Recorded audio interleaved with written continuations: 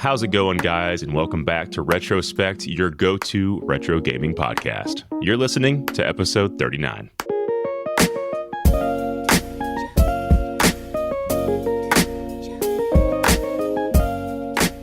Today, we'll be talking about what releasing a Game Boy Color game looks like in 2023.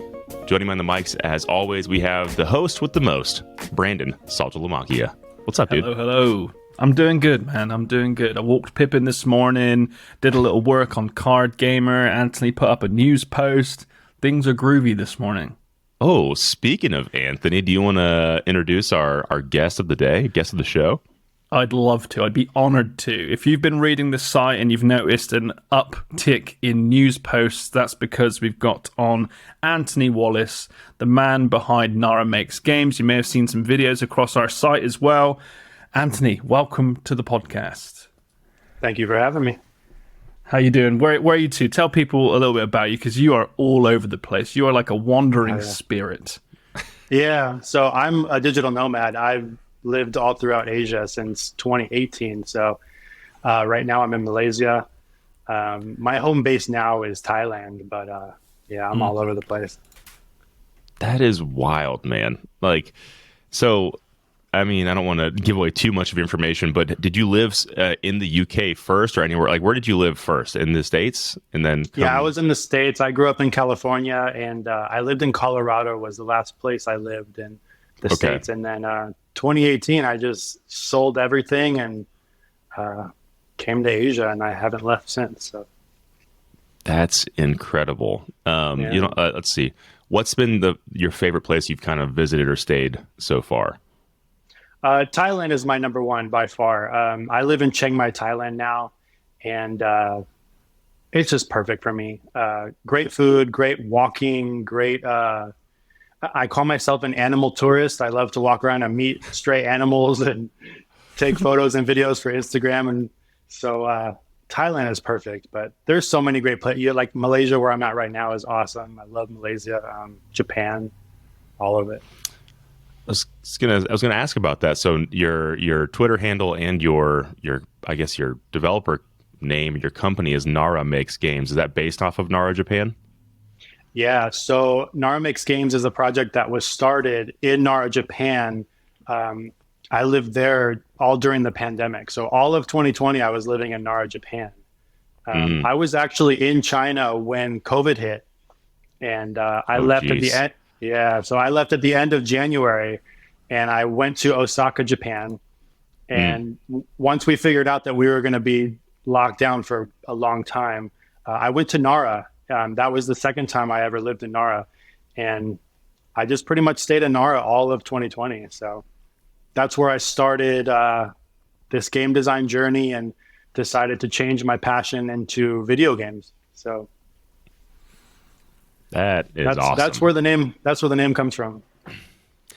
And I feel like Nara is not a bad place to end up at when you're kind of quarantined or stuck somewhere. Like, seems very peaceful, serene. I don't think I went to Nara, but I went the surrounding area. I know you have a lot of deer, which that place is famous for, right? I forget the name of those deer. Shika. Yeah. Okay. Shika. That's freaking sweet, dude. So you, on top of being a news writer for Retro Dodo, today's topic we mentioned, you're developing a game called Mayor's Sanctuary, and we'll talk about that after the topic of the show. But first, Brandon, we have a little bit of housekeeping. So we are sponsored by a Handheld History 88 to 95, and this is kind of like the last week. This is like the last call. So I don't know what else you want to tell folks about it, but I think by the time this one goes up, the crowdfunding campaign would have ended. So it's too late to grab your deluxe editions. For those that have missed out, you've missed out. Maybe next time, because we will be making more books. But the standard editions are still available, and they will be available all year. So if you want a premium coffee table book about the history of handhelds between 88 to 95, check out the links wherever Jake's going to put them. And you can take a look at our upcoming book, which you don't want to miss. It's 400 pages and 2 kilograms of awesomeness. So you can use it as a door wedge should you want to. 2 kilograms of you've mentioned that multiple times now in terms of how to sell this book. You're selling it as a door wedge, man. I don't know if that's the best marketing tactic. Yeah, door wedge, dumbbell. You know, you can do your tricep dips on that if you want to. Whatever you want. Some workouts. Yeah. Honestly, or just like a weapon. You know, if someone comes into your house, you just throw the book at them. That should do the trick. Yeah, absolutely. So you know, it's more than just a book. It's more than just a book. That's beautiful. All right, well, cool. And then also, right into Retrospect at retrododo.com to have your questions or, just topics read off on the show. We'd love to hear from you guys. And you guys have been leaving some lovely comments on our videos. We appreciate that as well. And the last video episode that we just uploaded, it's coming out in 6 minutes, recording this at 6:30 or 6:54 a.m. But it has some fun little video tuck-ins that I put in there. So I added since we're talking about PlayStation, I added the PlayStation boot up sound because we talked about that, and I have a video of it. So that'll be lovely. a little fun thing for you guys to check out. So watch that on YouTube if you want to. But let's jump into the topic of the show. I'm really excited about this because I truly don't understand anything about game development and what goes into it and how all the magic works behind the scenes. I have some understanding, obviously, just being in this media for so long. But we have Anthony to kind of walk us through, obviously talk about his game, but also walk us through this whole process of what making a Game Boy Color game in a modern age looks like. It's obviously, I'm sure the technology has improved vastly from what it was when they were making these games, but it's still, I'm sure, is a very tedious and fun and arduous process. So the first question, we kind of talked about this at the top, but can you tell us a little more about Nara Makes Games? What is Nara Makes Games? What is the ethos behind it? Kind of what's the vibe? What's the vibe of Nara Makes Games? Yeah, Nara Makes Games is my one-man studio. Again, started in Nara, Japan in 2020 when everybody was trying to figure out what they wanted to do with their life. And I had moved my passions into retro gaming and video game design, which is something that I always kind of wanted to do. And just learning how it all works on my own and in my own way, because like you said, you didn't know how it works and neither did I.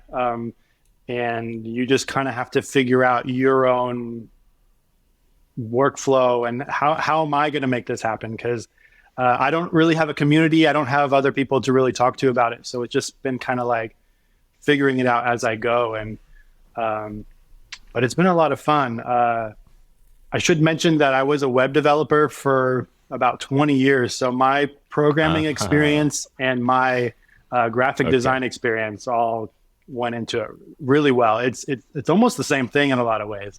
There's programming and graphic design to make a game. So a lot of those skills apply.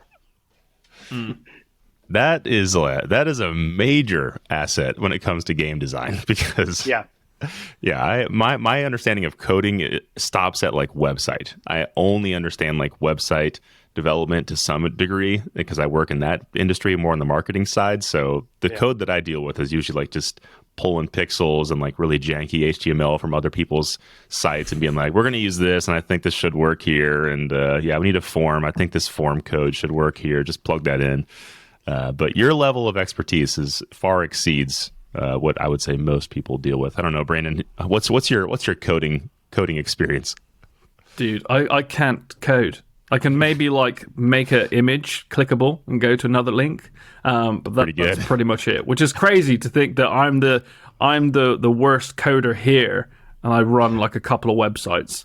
It's just ridiculous. But I guess it's the power of the internet. You know, you don't have to know a lot to do a lot. If that makes sense, right? Dude, and with ChatGPT on the horizon, anything is possible.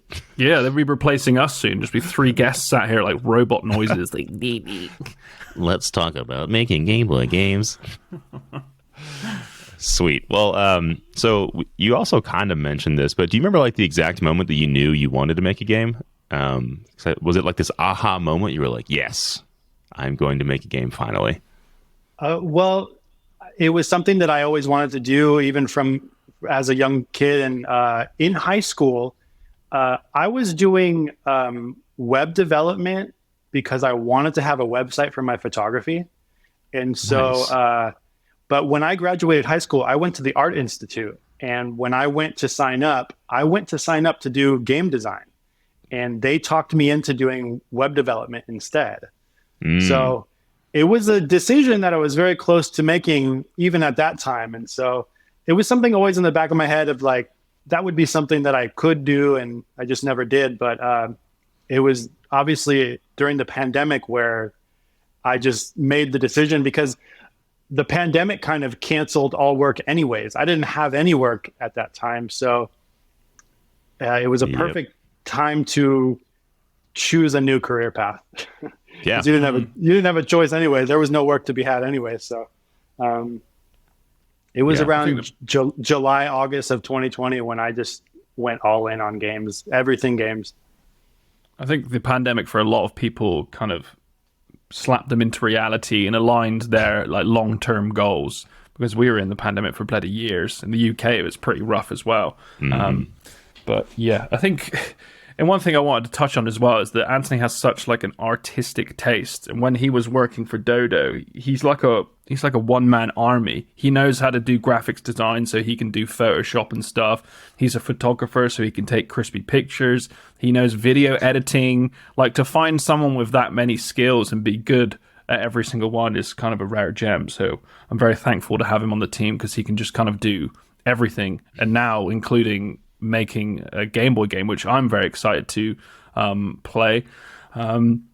So tell us a bit more about like Mayor of Sanctuary. Why is it called the Mayor of Sanctuary? And if you can, maybe basic outline of the story, if that's possible. I don't know if you've revealed that. I know you've revealed a trailer, but yeah. The Mayor of Sanctuary is really inspired by my time in Japan. In a lot of ways, it has inspirations from my life, and half the time it's unintentional. But it's basically a story about somebody who was the mayor of a town and retired and was looking forward to not doing anything at all, just laying in bed at home and not having to work anymore. Yeah, which has always been my dream. So, and then of course, things happen and he's pulled out of retirement and has to go back and help the town and figure out why are things not going smoothly now that I've left. So it's a story about the former mayor of Sanctuary and the new current mayor of Sanctuary. And really your job is to go into town, meet everybody, and figure out why isn't the new mayor doing her job. And so the story is it's similar in style to something like a Legend of Zelda, less combat, more conversation and more exploration. I really wanted to make a casual game. I wanted something that you could play in bed and not really think too hard about anything. And so, yeah, that's kind of what to expect when you play the game. So is it technically a role-playing game? Yeah, I would say it's a role-playing game. It's I've been calling it an adventure game or an exploration game. Yeah, got that. Not like text-based adventure, but like a lot of it's based on the interactions you have with people. So a lot of story and trying to deduce maybe what's going on. A deduction, a social deduction game, maybe.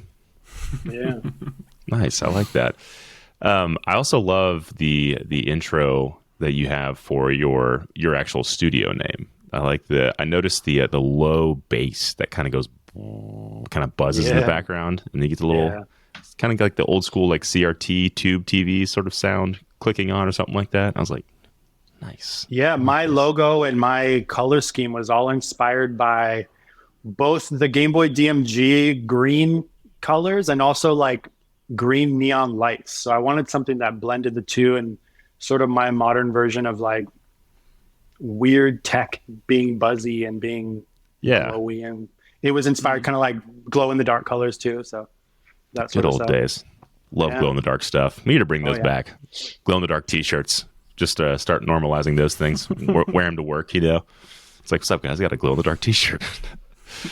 So this is one of my later questions, but I do, if this fits in here. So why Game Boy Color? What specifically led you to Game Boy Color as It's the best console ever. It's my favorite console. I'm so glad you chose that. For me, it was just Game Boy. I didn't know if it was going to be a color or a monochrome game. And it just ended up being a color game because the color helps you with some of the clarity of what's going on and some of the how do I put it? There's some visual things that need to happen with color that helps you see what's going on. But the game will work on monochrome Game Boys and Game Boy Color. But we are marketing it as a Game Boy Color game because I chose a blue color tint. That's sort of the theme of the game. The whole game takes place at night, mostly in the forest. So it's sort of like the moonlight is influencing the colors. And but obviously, I'm crazy about Game Boy. One of the main reasons I got back into retro gaming is because I went to a lot of the cool retro game stores in Japan, and I saw the wall of Game Boys. I posted this on a lot of my videos. There's this one wall that had all these Game Boys, and I was like, oh my God, I need to get one. So that was a big part of my rekindling my passion for retro gaming. So I'm really tempted next year to go to Japan. It just, when it keeps coming up on your feeds and it's almost like a sign. And I think I'd get there and genuinely cry when I'm going through those retro stores, because I think it's just going to play a huge part in like my future career, and seeing all that and knowing like where the Game Boy Color has kind of like influenced my life, and seeing that from the depths of Japan. I just can't wait. And obviously seeing your images and stuff in the past, Anthony, it's just I think we could do a whole podcast on like Japan in general. But I can't wait to go, man. It's incredible to be there and see all of the original stuff, where this all came from. I visited the Nintendo building in Kyoto. You can't go inside or anything, but just to be out in front, and then also to return to Japan after jumping so hard into games and being involved in Game Boys and retro games the past few years, and then going back was just even better, because now I know what I'm looking at most of the time. So it's perfect, Brandon. Didn't they turn the Nintendo headquarters, the old one, the original one, into like a hotel? It's like a place you can stay now, right? Yeah, the original card factory is, I believe, a hotel now. So you can visit that one as well. Retro Future just visited that one a couple weeks ago, and their current building. There's a couple large buildings in this one area, and they're just these big white buildings with a Nintendo logo across the top. So there's not a lot to see from the outside. Yeah, but to know what's in there is really cool. All the secrets. All the secrets of decades of our childhood memories just locked away inside there. I'm reading a book about Kyoto, and I've never been there. I've never been to Japan, but they're trying to differentiate like Tokyo and Kyoto, and they're saying that Kyoto is like incredibly minimal. Like the whole city and the whole county is they're kind of like all together in creating Kyoto into a space that looks similar all across the city, and even down to like how people run businesses, relationships. And this book was going down to even how they design flowers in a pot. There's like a very specific word for it. And just like the magic behind Kyoto in comparison to the hecticness of Tokyo. Yeah, that's kind of a lot of Japan. It's very uniform. They want to be very fall in line and do all the same. It's funny you mentioned just seeing things consistently, Brandon, and eventually you're just gonna have to just go. I feel like that's what happened to me. Like before the pandemic, I had just seen so many things, like so many people I knew like as like close friends that had gone like recently, and I was like, I got to make this happen. And like it was like I think my wife and I knew we were soon to be having a kid, and I was just like, this is the move. Like, we got to do this before the child shows up, because it's just not going to be as easy next time. So yeah, we went in 2019 right before the pandemic, and I'm pretty sure I came back with a gnarly flu, something bad. Damn. And it could have been. Who knows? Who even knows? Really. How long did you go for? About 2 weeks. Yeah, for 2 weeks is like the minimum if you want to do like Tokyo, Kyoto.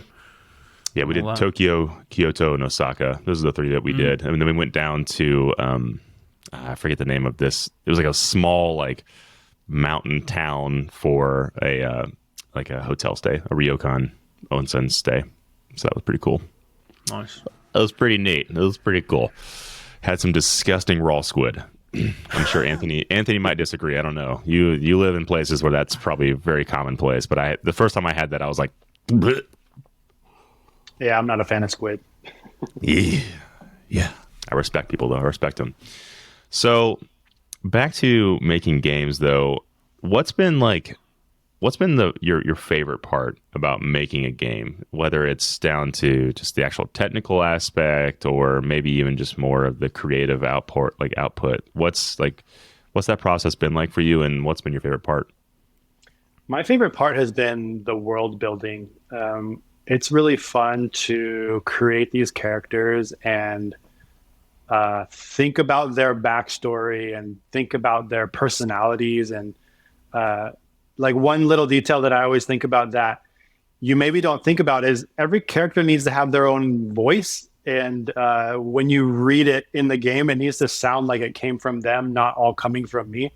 And then just creating their looks and creating how they tie to everybody. And it's been awesome creating this new universe that will hopefully continue into other games and other stories. And even just the music and creating the soundtracks and creating the remix soundtracks that are coming out, and just a lot of just things that tie together. And so that universe building has been my favorite part. So all of these ideas, when did your ideas first touch like a pixel? When did it go digital? I would say that was about October 2020 was around the time. I created the brand Nara Makes Games. I knew that the plan was to hopefully start a YouTube channel and start an Instagram and all that, and learn how to make games and try to document that process, which has been kind of difficult. But so I allowed myself to actually start working on the game after I released the first episode of Nara Makes Games. So that was around October, end of October maybe. And from that point, it was pretty smooth because I feel like I'm pretty good at creating stories. And, the story will change over time and you fix some stuff. But I kind of came up with the idea really fast. It was a couple days where I kind of had the whole story for Sanctuary loosely created in my head. And then as far as actually creating graphics and pixels and stuff, that was a couple months later. I actually had a lot of help with creating some of my characters and creating the actual pixel art, because I have a lot of experience in graphic design, but not pixel art. And it's a totally different thing. And so finding the right people who can take my ideas and turn them into real characters has been big. So I hired an illustrator who created the concept for my character based on all the input I gave him. And I gave him photographs of the person who it's inspired by, and took that illustration, gave it to a pixel artist, said, I need something Zelda style, Eastward style, but my thing. And then he created my main character, and then just go from there. And so half the art in my game was created by people that I found who were very helpful and made things go twice as fast. Nice. That's cool. That's cool that there are people like so willing just to help out with some of that stuff. Yeah, sure, man. I mean, especially when you're a single developer, you're a single person team. That's gonna be like your make or break. Honestly, is finding people who will be able to help you out just with those huge lifts that maybe to you seem huge, but to them they're like, oh, this is easy. I do this all day. Like, this is nothing for me. Yeah. Some of the cutscene art that's in the game, I would have never been able to do it, and if I did, it would not look very good. And these people in 24 hours give you something you're just like, how do you make this out of nothing, dude? Like, it's crazy. Some of the artists out there are just insane. So cool. Another thought that I just had was so when you're concepting a story or you're trying to have these interconnected threads between your characters that you're making, I've seen some people use like a mind map or something similar. Was that the process for you, or did you kind of just? Some people use Excel spreadsheets. They'll just write like character name, motivations, likes, dislikes, just like they'll start building characters like in rows. Like what was your method for sort of doing that? It was similar. I use Notepad a lot. I just start typing out and, actually researching Japanese names, finding the names that have meaning that relate to their story. I knew I had this many characters. They all needed names. And then how do they tie? This person is related to this one. And so same idea, but using Notepad. And I actually made a HTML page at one point that did it. And Love it. But yeah, I did sort of do that planning of who's who, how do they know each other, what do they know about each other, what do they want, what can they offer you, that sort of thing. I like that a lot. That's so cool. The concepting part will be like really fun because then it all starts kind of flowing together organically, I imagine. You're like, oh, like this gives me an idea for this character over here. Now that this has happened, like I can make this a part of that story, and these two would be great in terms of this interaction. So I could see that being really fun. A lot like writing like a novel, I guess, or any other sort of story-based medium. That's really cool. Yeah. What's been the hardest part? What's been like just this sucks, or like this is not as fun as I thought it was going to be? The hardest part is just having enough time. When you're trying to balance real life and work, and then wanting to be really creative and spend enough time fleshing out your ideas in the game, it's like I want to sit down and work on it for 3 or 4 days at a time, completely uninterrupted, and you just can't find that time. And so, it took me a little over 2 years to complete the game, and I feel like I could spend another year or two on it if I'm not told to quit. So, if I could just disappear for 1 year and come back with the finished game, that would be amazing. But you just have so many distractions. The great thing about the Game Boy Color is that it's. I know with any artist and any creator, you always feel like you're against the clock. But the Game Boy Color is going nowhere, isn't it? It's not like you're making something for a new console that you're kind of like rushing to get into production. I feel like the Game Boy Color is only growing in popularity the more Nintendo grows. So I'm just trying to be the angel on your shoulder here. I think the more people are getting Game Boy Colors in their hands. The one thing I do recommend is probably launching around, a festive season, whatever year that may be. Get those Christmas sales in that would probably help. A festive season. Yeah, how many festive seasons are there? You got like Halloween. I don't even know if that's festive. Thanksgiving. Yeah, the Christmas Chinese holidays, the winter holidays. True. Chinese New Year's. Yeah, we got to look at when Game Boy sales are at their peak. Maybe it's a totally different day than we would even assume. It's like, man, people are going crazy in the summer for Game Boy games. Who knows?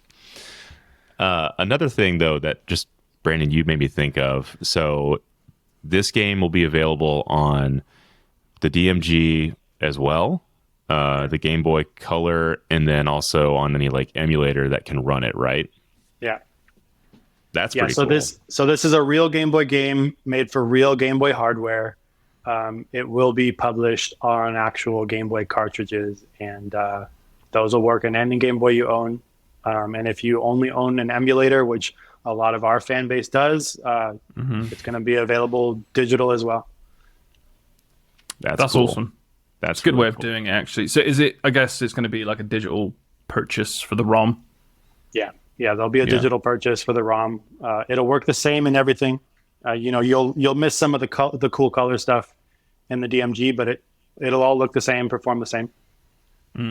Well, one question I do want to ask, Bob, being on the subject of like creating the game, what kind of advice would you give someone that's trying to build their own Game Boy game? Because I know there's software that's kind of making it easier nowadays. You've got like the Epilogue operator, which plugs directly into your PC or Mac, so you can mess around with ROMs and cartridges. So there's a lot more tech and software coming out to make these things easier. But I guess the advice, like your advice, would probably be more based on like the creation side. Yeah, I would say the first thing that comes to mind, I would say, is take your time, because I see so many game developers jumping into GB Studio and making games, and I feel like they're too quick to start showing previews and showing like putting out demos that it's been in development for a couple weeks. Which when I first started, I stupidly said on my YouTube, like, oh, I think it'll take a couple weeks, maybe a couple months. And then 2 years later, I realized that that's not the case. I feel like you should take your time. And I didn't show a lot of previews, and I didn't show a lot of behind the scenes because I didn't want to spoil it. You know, when you're making a game that took 2 years and the actual gameplay experience is going to be 1 to 2 hours, you don't want to show too much. So, yeah, it's tough. But I would just recommend that people don't start showing too much too quick, because you're going to give everybody everything right away. And then maybe it's not as exciting. It's a double-edged sword, isn't it? Because not only does the creator have to build the world, make the game, you know, you also have to do the marketing around it. And like anything you market, you need to keep the attention on your product for as long as possible and kind of compound that hype right until launch. So you're right there, like trying to show as much as possible, but as little as possible to kind of keep that hype. And the same goes for like the book that we're launching, you know, trying to keep that hype. And even when you go like a couple of weeks without really like saying anything, you do feel like some attention's dropped off the face of the earth. So it's difficult to kind of do everything. And as you're a one-man studio, you do have to do everything while trying to kind of navigate through life. Yeah, man. That's your advice, Anthony, is interesting because I feel like it also really connects to the larger games industry in general. You always hear these stories about really, really cool ideas that people have that never make it, you know, because they just have so many things that they want to work on, but they're always like, it's either it just takes way too much time to make it. And that's why some games will smartly push back their launch date because they're like, yeah, you know, we still need more time. There's a lot of cool things we want to do with this game, and we think that they're worth it, so we're going to push this back. But then you have the other unfortunate reality of like the business side, whereas like in your case, that is one benefit. It's like this is not your sole focus, so you have the ability to be like, I'm going to push this back and work on this a little bit more if I want to, and you know, maybe it's not as big of a deal for a lot of. I don't have shareholders necessarily, but then you know, bigger companies. I think they just pushed out Redfall yesterday, and reviews are mixed. Like people are just like, yeah, this isn't great. Like there's a lot of bugs. There's a lot of things that are not good with it. And I think if this game had come out just a few months later, it would have been great. So it's interesting to hear you say that, because I feel like you're not alone in terms of feeling like the take your time kind of mentality probably. Yeah, even with Tears of the Kingdom taking so long, it's like, please take all the time you need because we want it. Yes. We want it perfect. Dude, we're so close. Less than 10 days. That's why I got that. That is the whole reason I got the OLED Switch. We talked about it before the podcast, but yeah, I got the white OLED Switch, and it's magnificent. The screen really is just so much better. You two are teasing me right now. I've still got my old crusty one. Look how amazing this looks. Look how crispy that Wild Frost is right there. Stop it. Do you see this? Do you see? Is it worth upgrading? Oh, I feel like it absolutely is. So I bought mine. I had Generation 1, and I bought this one, and turned it on in front of my girlfriend, and she immediately made a phone call and went and bought one. So we own two Zelda. We own two Zelda OLEDs now. If you have one, I'm getting one. Oh no, I might have to get one, man. Well, these podcasts are getting expensive. We keep talking about stuff I need to buy. Dude. I know. I was going to say the same thing, man. Like Evercade, I had heard about and was like not totally on my radar, but I was like, yeah, that seems like a cool thing. And then after talking to Sean, I'm like, I should probably buy an Evercade. Didn't you get a Steam Deck as well when we first started the relaunch of the podcast as well? No. That's the other thing. I'm really teetering on a Steam Deck too. I'm like, I don't need all these handhelds. I don't need them. And you just got the RG35XX, right? Yeah. This is my box right here. I've just got it all. I'm in a bad place, man. I'm in a bad place. I'm an adult with some expendable income, and this is just not good. It's tough when we write about all these things because it's our job to make these things sound good, and it's like, oh, this does sound really good, and I do want this thing. So I sold myself on this. Dang it. Yeah, I sell myself on games and on accessories and consoles all the time. It's not good, man. It's not a good place to be. I have an addiction for like opening stuff and like breaking the seal. Like I got a couple of like Retroid pockets in for an upcoming project, which I'll talk about at the end of this video. And then like the A and Odin's in. I just love ripping off that plastic, man. It just reminds me of like Christmas as a child. Just get addicted to it. And then it just sits in my cupboard.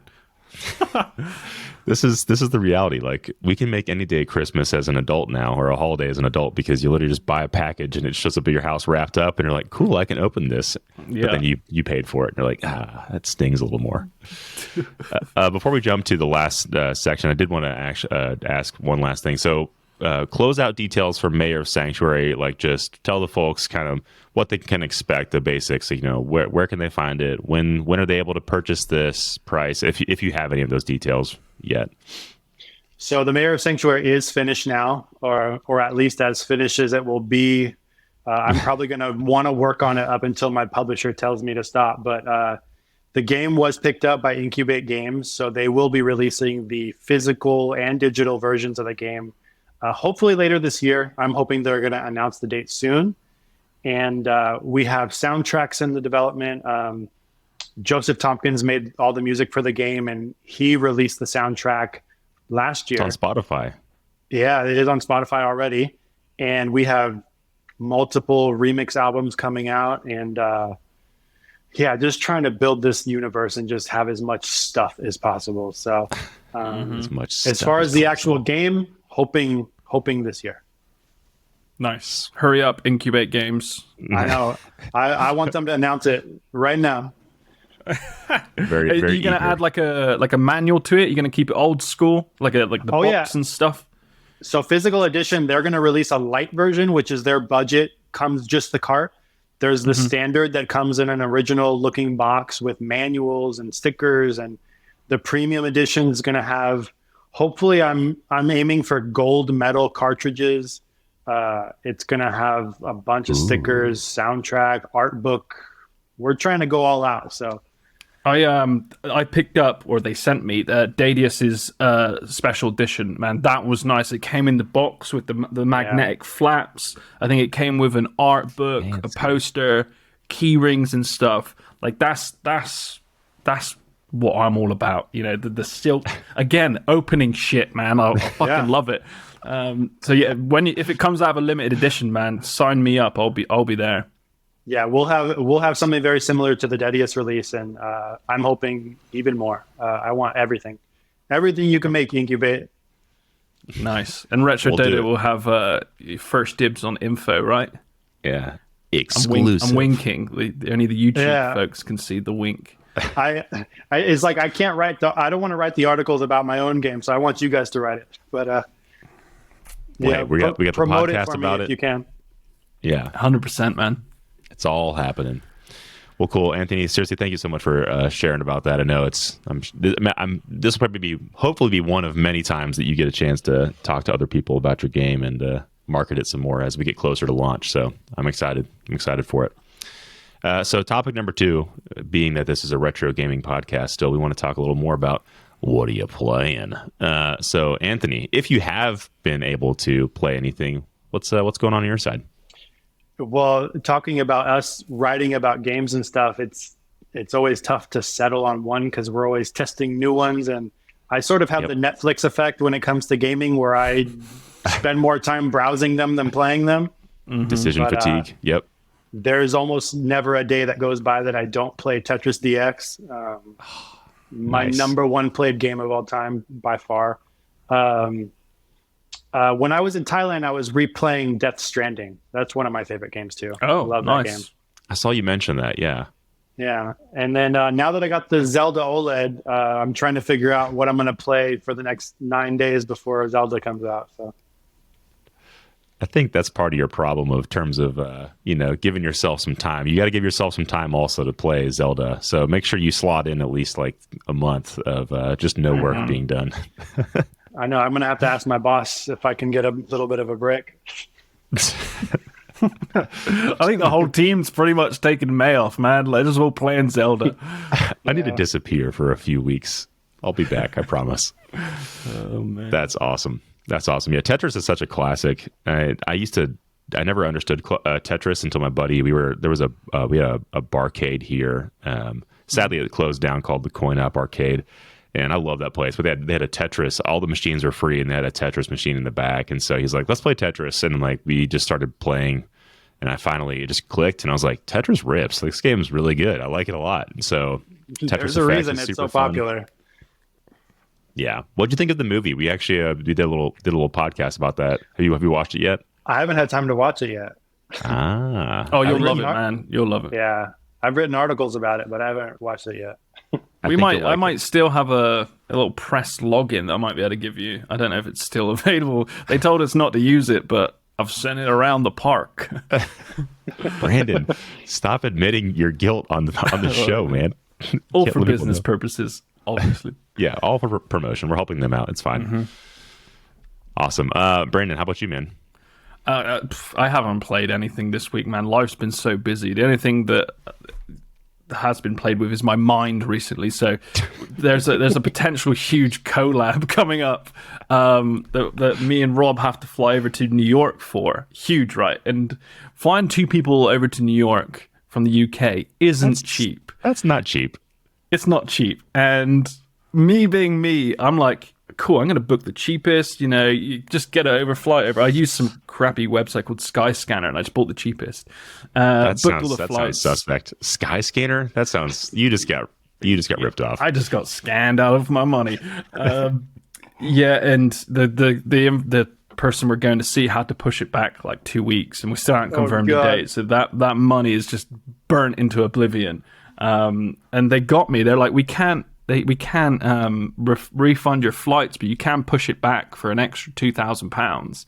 I was like, well, I either lose 2,000 or I secure flights for the same price. So I was like stuck, and I had 3 hours to make this decision because you had to make the decision 7 days before your flight. So this lady was on the phone like, you need to hurry up. So it's like Tetris in my brain this week, man. It's just crazy. Trying to make all the pieces fall into place. But if this collab goes together, it's going to be pretty big. Like, people are going to know about it. Yeah. Handheld gaming on a whole new level, or retro gaming on a whole new level, I guess. What about you, Jake? What are you playing? So, man, I've just been same as you, Anthony. I kind of have the Netflix effect where a bunch of games are just available to me, and so they added Little Big Planet, the most recent one for PS5, to the extra catalog tier. And I was like, I've heard great things about this. I need to check this out. And so, yeah, I started that, and it's lovely. It's so good. I don't know if you guys ever had a PS Vita or if you ever played any of the Tearaway games, if you're familiar with those, but very similar vibes. It might even be the same studio, actually, but just so joyous, so creative. There's just little details added everywhere that I was so impressed with. I've only played like maybe an hour or two of it so far, but that's a great platformer. If you're into those at all, check those out. And then, yeah, I'm getting my RG35 set up. I finally have it really close, and I installed this mini UI-ified theme to it, and I love the way it looks. But we were talking about this maybe at the top of the show. I don't know if this was before recorded or not, but I got some things I got to figure out. The right left is making me go up and down, and I don't like that on the menu. So I did download The Legend of Dragoon after our conversation with Rob. Oh, nice. Brandon. Yeah, I was like, I'm putting that on there. Yeah. So that one's on, and I love it. Nice. Yeah. Good. With any of these emulators, you'll always find something that you want to tweak, and it's just a never-ending circle of like things you got to tweak. Yes. They're frustrating, but they are adorable. Yeah, tweaking the settings of the emulator and tweaking your library too. I've found that one of the best things you could do when you have these things is just minimize your library, because yes, dude, there's too much. Having 10,000 games is not a good thing. It's not. It's not. It becomes a bad thing. So again, you get that Netflix effect where you've been on your handheld for 40 minutes and you haven't played a single game. Yeah, on my Miyoo Mini, I have like 10 games because it's like I know what I'm going to play. So That's the way to do it, honestly. Yeah. Yeah. I need to cut down because the game, the handheld comes shipped with I don't know how many games on there, but there's a lot. There's a lot of games on there, and I was like, I don't know what half of these are, and half of these look like garbage. I was like, I'm just not even going to touch these. And sometimes they number them, so you can't even do it by like alphabetical order. That's the worst. That is. They're numbered. They're numbered in this one. No! But only half are numbered. So like you'll go through a list and it's like up to like 500, and then all of a sudden they just start going alphabetical, and I'm like, what is happening? Yeah. So yeah, good times. But I've been loving that handheld, and I'm excited to tinker some more with it. So that's it on my end. Pretty much it. All right. Well, unfortunately, that is all the time we have this week. Listeners, what other questions do you have for Anthony or about just retro game development in general? We'd love to know. So write into us at retrospect@retrododo.com or comment on your preferred listening channel. Thank you guys again so much. Where can we find you on the internet? Anthony, you go first. I'm Nara Makes Games on everything: YouTube, Instagram, Twitter. And yeah, Anthony does some handheld reviews as well, which I've seen over the last couple of weeks, so check them out. You just did the Palkitty X55, didn't you? Yeah, that one was tough because I had to reshoot it because they actually fixed it. So typical. That one got filmed twice. Nice. With me, I'm kind of working on Card Gamer for the next few weeks. So if you're into card games, head over there. Launching the site in June sometime. We're just pushing the socials and testing products. You probably can't see behind me, but there's like a ton of binders on the floor, trading card binders that we're testing. It's never ending, man. Never ending. The binders, man, bringing it back. Gosh, my binder was disgusting. It had like duct tape on the outside, like holding it together, and it was it was a mess. I wrote with Sharpie on the front, like Jake's Pokemon cards. I had those bad boys on lock.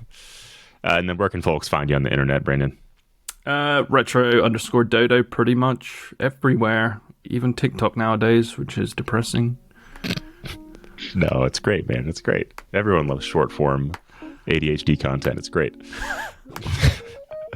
And I'm a BitBloggist on all the social channels. I've spelled it out many times. I'm not going to do it again, but you'll phonetically it makes sense. BitBloggist. But until then, y'all, catch you in the next episode.